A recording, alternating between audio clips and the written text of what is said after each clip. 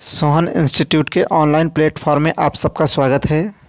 सामान्य ज्ञान और कला एवं संस्कृति से यूपी टेट और सुपर टेट की परीक्षा में यहाँ से प्रश्न पूछे जाते हैं। सुपर टेट में अधिक प्रश्न पूछे जाते हैं, जबकि यूपी टेट की परीक्षा में लगभग 8 से 10 प्रश्न जो है यहाँ से सामान्य ज्ञान एवं कला संस्कृति से प्रश्न अक्सर पूछे जाते हैं। तो देर न करते हुए आइए शुरू करते हैं। पहला प्रश्न आपको देखिए स्क्रीन पर दिख रहा है कि भारत का कैलिफोर्निया किसे कहा जाता है। भारत का कैलिफोर्निया किसे कहा जाता है? क्या जयपुर को कहा जाता है, पुणे, भोपाल या फिर नासिक को? तो देखिए इसका सही उत्तर हो जाएगा भारत का कैलिफोर्निया नासिक को कहा जाता है। नासिक में फलों की खेती होती है, जबकि वहाँ पर अंगूर का उत्पादन सर्वाधिक होता है। तो भारत का कैलिफोर्निया नासिक को कहा जाता है। ऑप्शन डी सही होगा।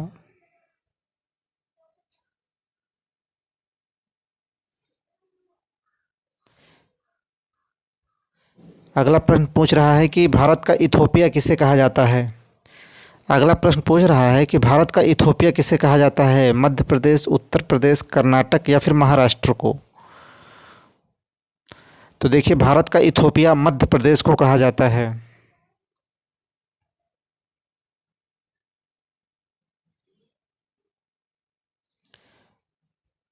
अगला प्रश्न पूछ रहा है कि भारत का सिराज या हिंद सिराज किस शहर को कहा जाता है?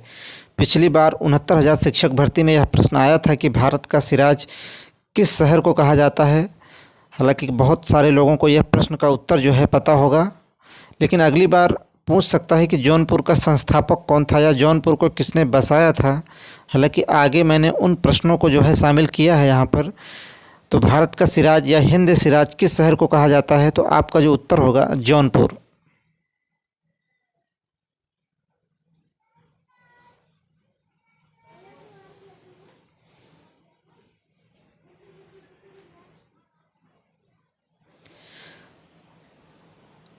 Smoke city of the India किस शहर को कहा जाता है? देखिए प्रश्न पूछ रहा है कि smoke city of the India किस शहर को कहा जाता है, मतलब कहाँ के लोग सबसे ज़्यादा धूम्रपान करते हैं। Smoke city of the India किस शहर को कहा जाता है? कोलकाता, कानपुर, लखनऊ, वाराणसी?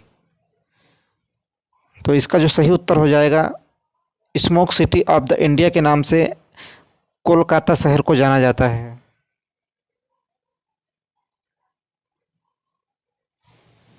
और एक प्रश्न पूछ सकता है smoke city of the world.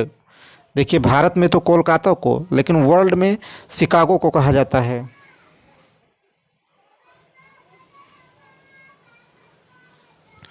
अगला प्रश्न पूछ रहा है कि निम्न में से कौन सा जोड़ा असत्य है। देखिए 4 विकल्प आपके सामने दिए गए हैं, इसमें से एक विकल्प जो है वो गलत है, उसी का आपको चयन करना है।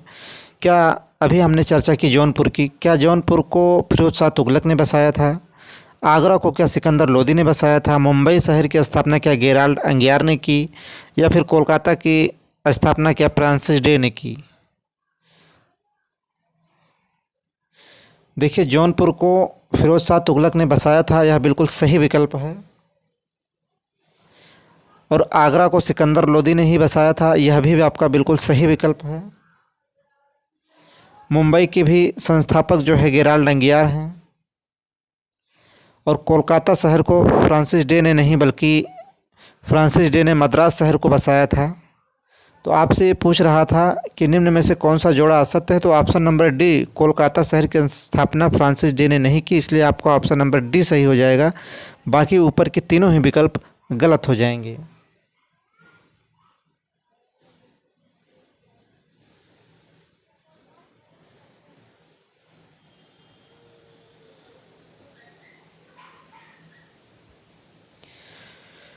अगला प्रश्न आपसे पूछ रहा है कि भारत का सबसे बड़ा मुक्त विश्वविद्यालय कौन सा है। भारत का सबसे बड़ा मुक्त विश्वविद्यालय कौन सा है? जवाहरलाल नेहरू विश्वविद्यालय, इंदिरा गांधी मुक्त विश्वविद्यालय, राजर्षि टंडन मुक्त विश्वविद्यालय या फिर इलाहाबाद विश्वविद्यालय? भारत का सबसे बड़ा मुक्त विश्वविद्यालय कौन सा है? तो देखिए इंदिरा गांधी मुक्त विश्वविद्यालय यह भारत का सबसे बड़ा मुक्त विश्वविद्यालय है, इसलिए ऑप्शन बी सही हो जाएगा।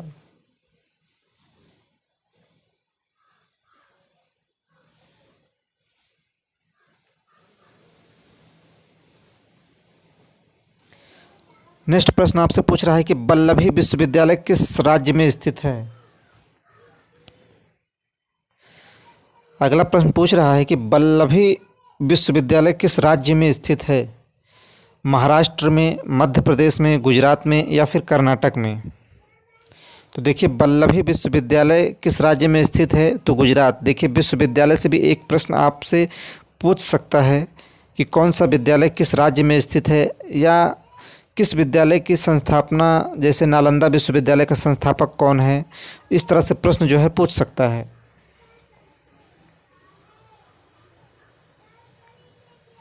तो इसका जो सही उत्तर हो जाएगा option number C, Gujarat. Vallabhi विश्वविद्यालय जो है गुजरात राज्य में स्थित है। अगला प्रश्न आपसे पूछ रहा है कि नालंदा विश्वविद्यालय का संस्थापक कौन है? अभी हमने आपसे जिक्र किया, नालंदा विश्वविद्यालय का संस्थापक कौन है? कुमारगुप्त, धर्मपाल, महात्मा गांधी, मदन मोहन मालवीय। कौन सा विकल्प सही होगा? कुमारगुप्त, धर्मपाल, महात्मा गांधी या फिर मदन मोहन मालवीय? तो नालंदा विश्वविद्यालय की स्थापना जो है वो कुमारगुप्त ने की है, इसलिए ऑप्शन नंबर ए सही हो जाएगा। नालंदा विश्वविद्यालय का संस्थापक जो है कुमारगुप्त को माना जाता है। अगला प्रश्न आपसे पूछ रहा है कि विक्रमशिला विश्वविद्यालय का संस्थापक कौन था? 69,000 में नहीं बल्कि ये 68,500 की जब शिक्षक लिखित परीक्षा हुई थी तो वहाँ पर यह प्रश्न पूछा गया था कि विक्रमशिला विश्वविद्यालय का संस्थापक कौन था? कुमारगुप्त, धर्मपाल, अशोक या फिर चंद्रगुप्त? तो देखिए, विक्रमशिला विश्वविद्यालय की जो संस्थापक हैं धर्मपाल। विक्रमशिला विश्वविद्यालय का जो संस्थापक हैं वो धर्मपाल, यही इसका सही उत्तर हो जाएगा, इसलिए ऑप्शन नंबर बी सही होगा। विक्रमशिला विश्वविद्यालय का संस्थापक जो है धर्मपाल हैं।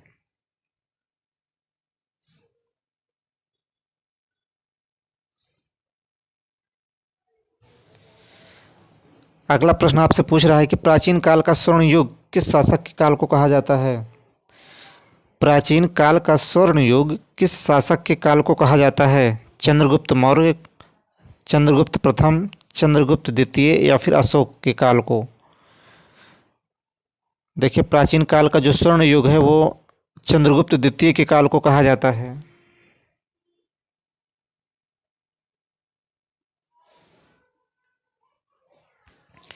अगला प्रश्न आपसे पूछ रहा है कि निम्न में से कौन सा जोड़ा असत्य है? चित्रकला का स्वर्ण युग क्या जहांगीर के काल को कहा जाता है? स्थापत्य कला का स्वर्ण युग क्या शाहजहां के काल को कहा जाता है? या फिर मध्यकाल का स्वर्ण युग क्या अकबर के काल को कहा जाता है? या हिंदी साहित्य का स्वर्ण युग औरंगजेब के काल को कहा जाता है? कौन सा विकल्प सही है? निम्न में से कौन सा जोड़ा असत्य है? और तीन विकल्प एक ही यहाँ पर सही हैं, एक ही विकल्प जो है जो गलत है और वही आपको चुनना है। तो चित्रकला का स्वर्ण युग जो है जहांगीर के काल को कहा जाता है, यह बिल्कुल सही विकल्प है। और स्थापत्य कला का स्वर्ण युग भी शाहजहां के काल को कहा जाता है, यह भी एकदम बिल्कुल सही विकल्प है। और मध्यकाल का स्वर्ण युग अकबर के काल को कहा जाता है, यह भी सही है। तो ऊपर के तीनों ही जो सही हैं तो ये तीनों ही गलत हो जाएंगे। मतलब हिंदी साहित्य का स्वर्ण युग जो है औरंगजेब के काल को नहीं कहा जाता बल्कि अकबर के काल को कहा जाता है, इसलिए ऑप्शन डी जो है सही होगा।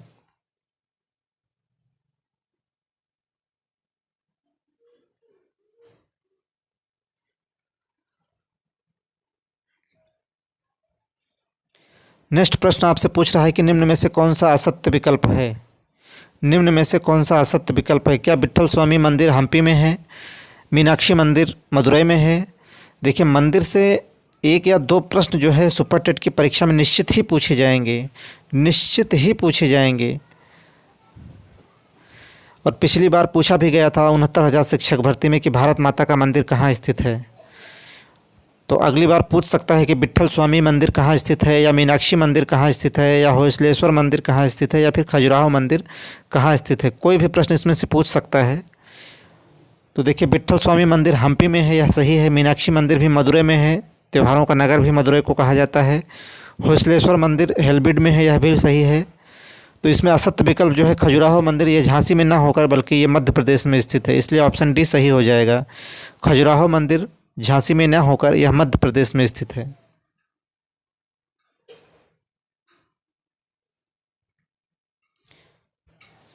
अगला प्रश्न पूछ रहा है कि गोमतेश्वर मंदिर का निर्माण किसने कराया? गोमतेश्वर मंदिर का निर्माण किसने कराया? अशोक ने, स्कंदगुप्त ने, बाहुबली ने या फिर चामुंडराय ने? प्रश्न आपसे पूछ रहा है कि गोमतेश्वर मंदिर का निर्माण किसने करवाया? अशोक, स्कंदगुप्त, बाहुबली या चामुंडराय ने? तो इसका जो सही विकल्प होगा, चामुंडराय ने गोमतेश्वर मंदिर का निर्माण कराया। ऑप्शन डी सही होगा।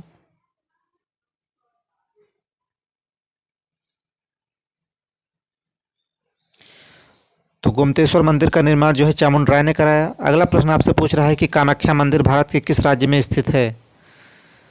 देखिए, मंदिर से एक दो प्रश्न पूछ सकता है। पिछली ही बार मैंने आपको बताया कि भारत माता का मंदिर कहाँ स्थित है, यह प्रश्न पूछा था। तो कामाख्या मंदिर भारत के किस राज्य में स्थित है? मेघालय, मणिपुर, बिहार या फिर असम? तो इसका सही उत्तर होगा असम राज्य में कामाख्या मंदिर स्थित है।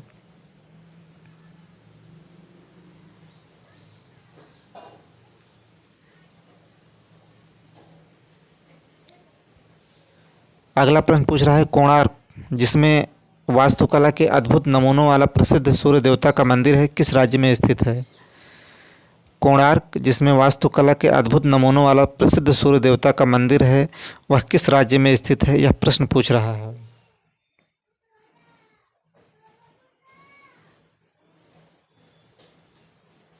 देखिए, दो बार जिसमें टाइप हो गया है।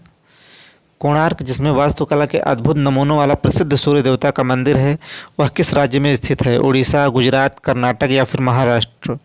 तो इसका सही उत्तर होगा उड़ीसा।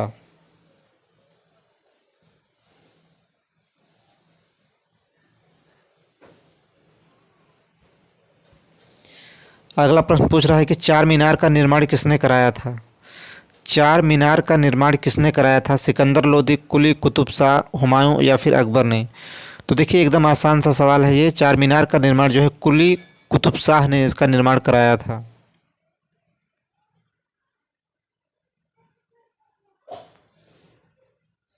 कुली कुतुब शाह ने इसका निर्माण कराया था। अगला प्रश्न पूछ रहा है कि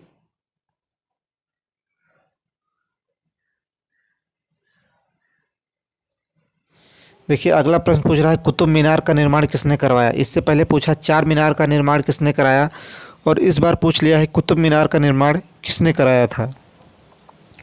क्या कुतुबुद्दीन ऐबक ने, इल्तुतमिश ने, क्या फिरोज शाह तुगलक ने या फिर सिकंदर लोदी ने?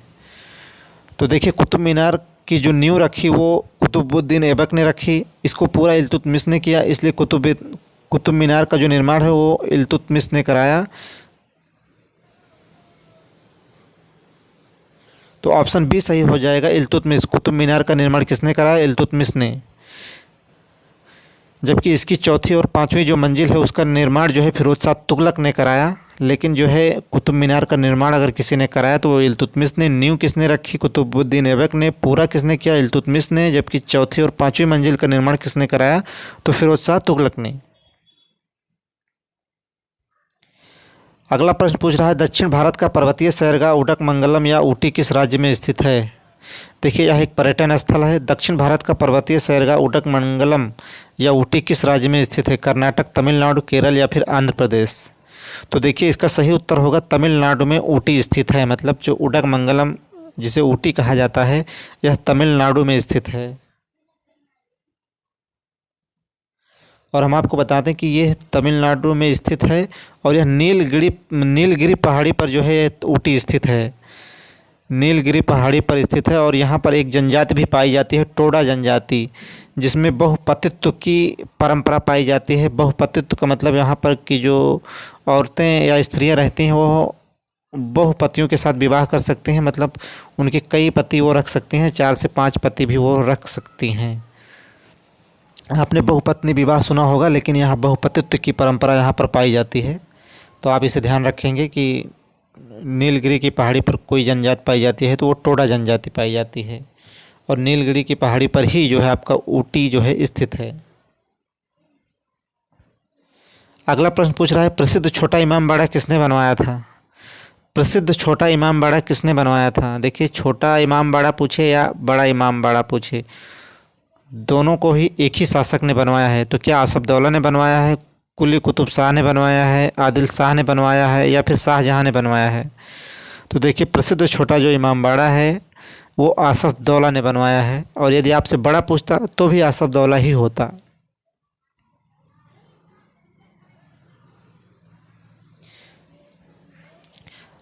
अगला प्रश्न पूछ रहा है कि बीबी का मकबरा कहाँ स्थित है।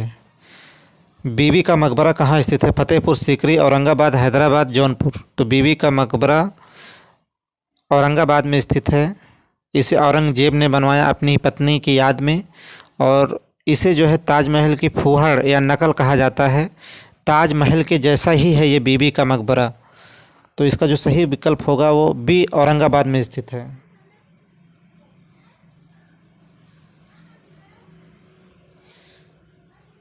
तो आज का अंतिम प्रश्न, शांति निकेतन की स्थापना किसने किया? सुरेंद्रनाथ बनर्जी, रविन्द्रनाथ टैगोर, दादा भाई नौरोजी, देवेंद्रनाथ टैगोर। तो देखिए, शांति निकेतन की स्थापना रविन्द्रनाथ टैगोर ने की। तो देखिए, आज बेहद महत्वपूर्ण प्रश्नों की श्रृंखला आपको दी गई। क्लास आपको कैसी लगी कमेंट में ज़रूर बताएं। यदि चैनल पर अभी तक नए हैं तो चैनल को सब्सक्राइब ज़रूर करें, और यदि आप अपने दोस्तों तक शेयर करेंगे तो उनको भी यह लाभ उन तक पहुंचेगा। तो जितना हो सकता है इस क्लास को शेयर करें। यदि चैनल को अभी तक आपने सब्सक्राइब नहीं किया है तो चैनल को सब्सक्राइब अवश्य कर लें।